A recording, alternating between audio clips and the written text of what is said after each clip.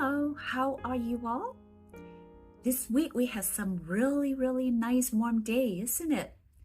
And I hope you all were able to take advantage of the nice weather and able to enjoy some outdoors activity. Tonight, I pray for each of you that the Lord may give you peace, love, and joy, and may He continue to protect you and your family from the evils of this world. Also to grant each one of us the understanding so that we can understand His words and allow His words to guide our paths. Tonight we're going to study chapter 5 of the book of Exodus. Let me start reading verse 1. After Moses and Aaron went to Pharaoh and said, "This is what the Lord, the God of Israel, said. Let my people go so that they may hold a festival to me in the wilderness." Pharaoh said, "Who is the Lord, that I should obey him and let Israel go? I do not know the Lord, and I will not let Israel go." Last week, we studied that Moses and Aaron's meeting with the elder was a success. And now they proceeded to meet Pharaoh.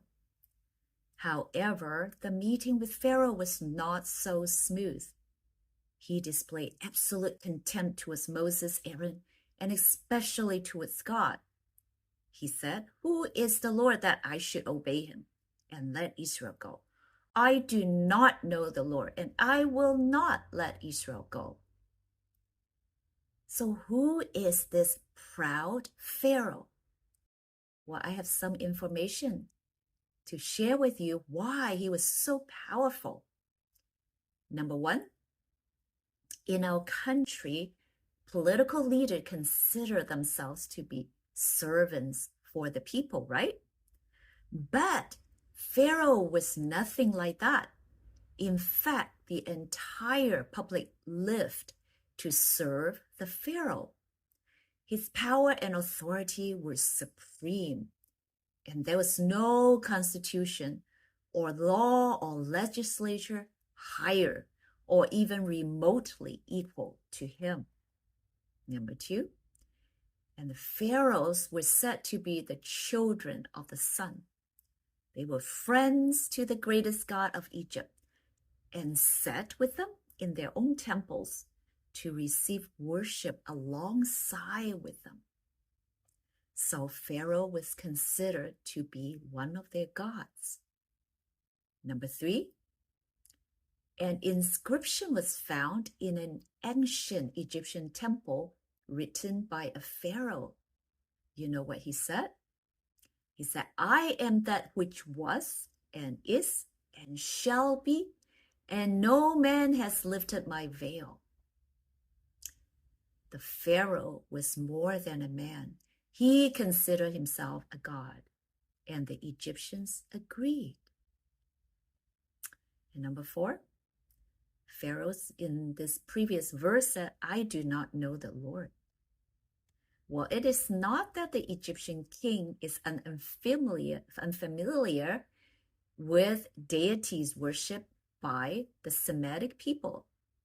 You know, the Egyptians knew well and even venerated a number of Semitic deities like Baal. Baal was highly revered by the Egyptian. And the Egyptian king was at times said to be great in power, just like Baal over foreign lands, or to have a roar like that of Baal in heaven. Perhaps Pharaoh here is saying that he has never heard of Yahweh, but his statement more likely means a refusal to acknowledge Yahweh as one worthy of his attention. While having grown up in the royal courts in Egypt, Moses knew this very well, but he also knew that Pharaoh was just a man.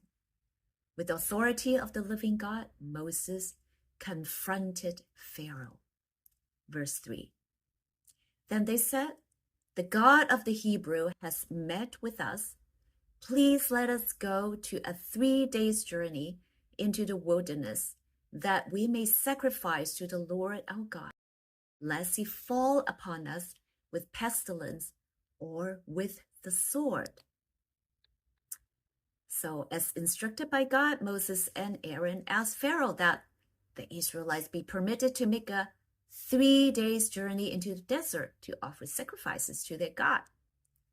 Interestingly, Moses drew attention to the fact that failing to obey might cause God to strike the Israelites with plague or the sword.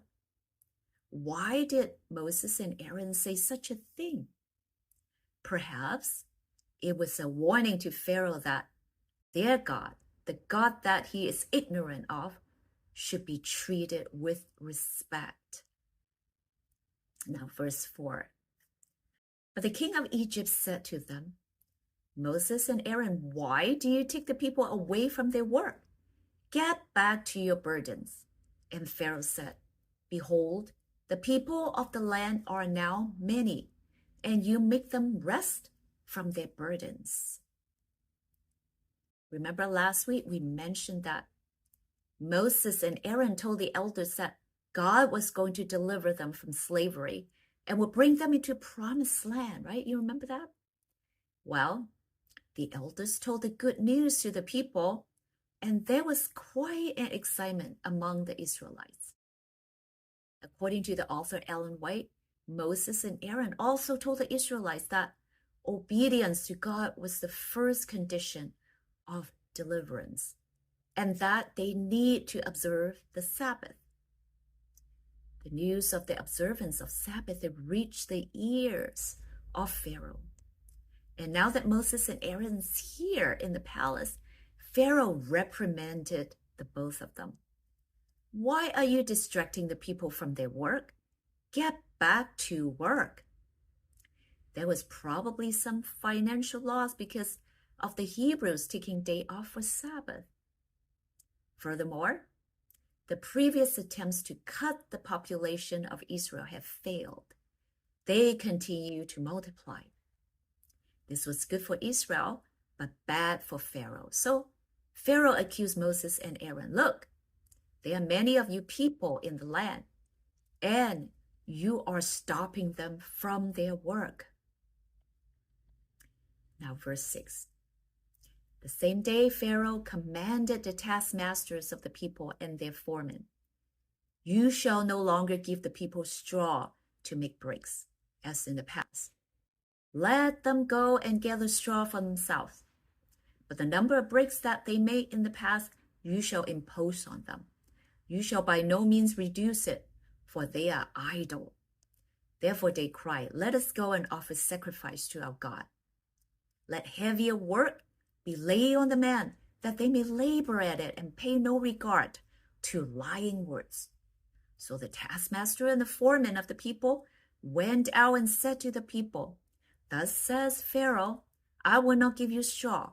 Go and get your straw yourself, wherever you can find it. But your work will not be reduced in the least. So the people were scattered throughout the land of Egypt to gather stubble for straw.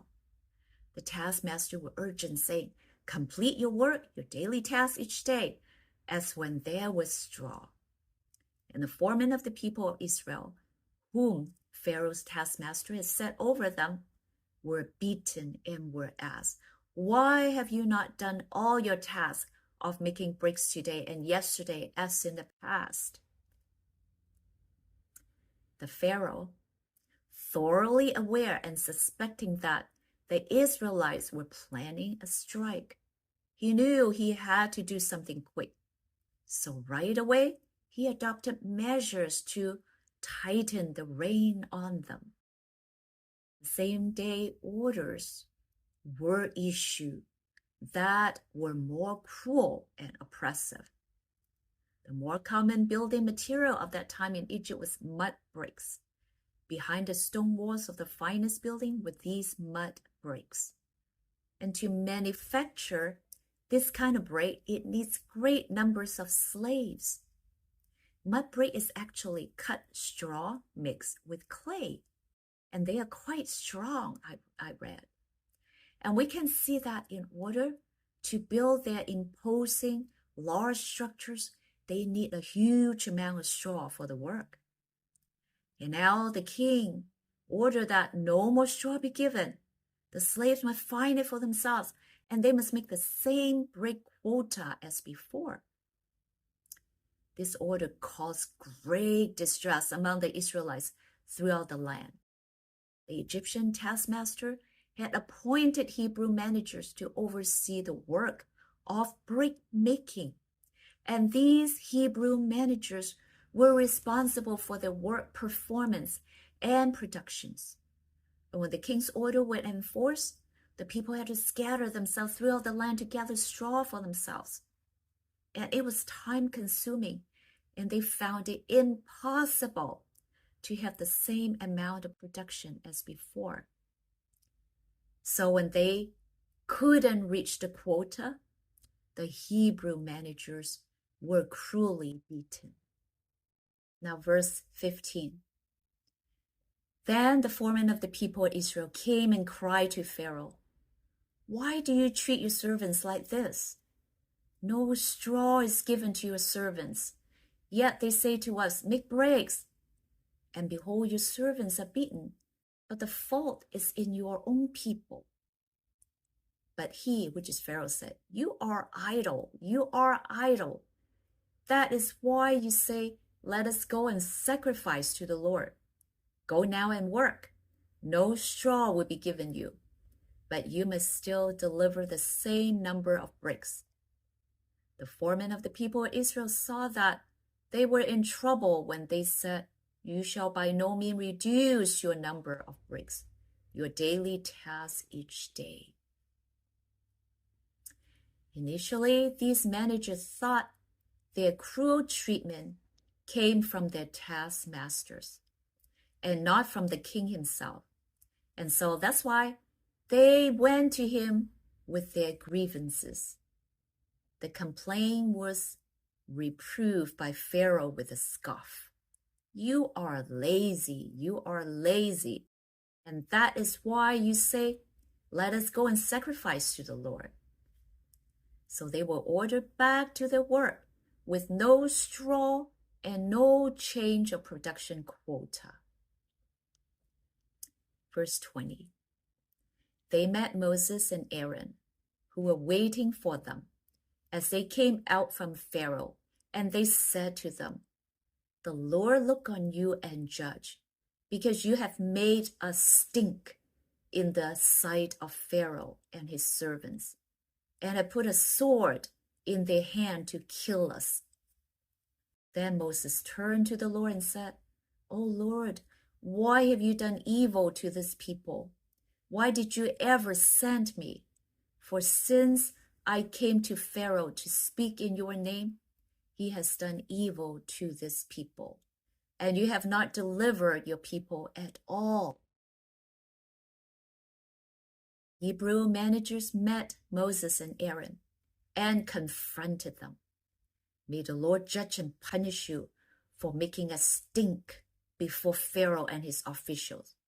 You have put a sword into their hands, an excuse to kill us." As Moses listened to the disapproval, he was greatly distressed.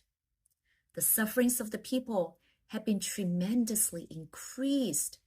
All over the land, there was crying of hopelessness and despair from both the old and the young, and they all accused Moses of being the cause of their dreadful situation. Full of resentment, Moses went before God. He said, "Why have you brought all this trouble on your own people, Lord? Why did you send me? Ever since I came to Pharaoh as your spokesman, he has been even more brutal to your people, and you have done nothing to rescue them." And the answer was, "Now shalt thou see what I will do to Pharaoh. For with a strong hand shall he let them go, and with a strong hand shall he drive them out of his land." Again, he was pointed back to the covenant which God had made with the fathers, and was assured that it would be fulfilled. In summary, Moses and Aaron have the first meeting with Pharaoh, and it goes as God foretold that Pharaoh would refuse stubbornly. He would not release the Israelites. Moses had a difficult time with Pharaoh. When Moses presented the request, Pharaoh not only refused, he cruelly doubles down on his oppression of the slaves. At this point, the people's faith were being tested and despair was setting in. And we'll see in the next few weeks, in the later chapters of Exodus, the people of God will be meeting more trials and tests. Why does God allow tests to his people? When we were students, we take tests, right? Are they the same? A quote from an author called Tom Baudight. Answer: what's the difference between tests in school and tests in life? In school, you are taught a lesson and then give a test. In life, you are given a test that teaches you a lesson. So what kind of result is God expecting from these tests? Let me read to you James chapter 1, verse 3 and 4. Because you know that the testing of your faith develops perseverance. Perseverance must finish its work so that you may be mature and complete, not lacking anything. Maturity in character and growth in faith are the results God is expecting. They are important because God has a purpose for us. James said with testing, we develop perseverance, and perseverance must have its full bloom so that we can live up to God's intended purpose for us. In the midst of trials and testing, we might feel that we are deficient and lacking what it takes to endure. James didn't say we can persevere by ourselves. And this is what James 1:5 says. If any of you lack wisdom, you should ask God, who gives generously to all without finding fault, and it will be given to you. Moses, Aaron, and the Israelites were being tested. Their faith and hope in God's promise were fading, and their future seemed bleak. For us Christians as well, sometimes we obey God and expecting a certain result, but then the opposite happens, and we become discouraged and wondering if God has made a mistake. Exodus chapter 5 teaches us that although the Israelites' future seemed dark and hopeless, but we know that the Exodus story hasn't finished yet.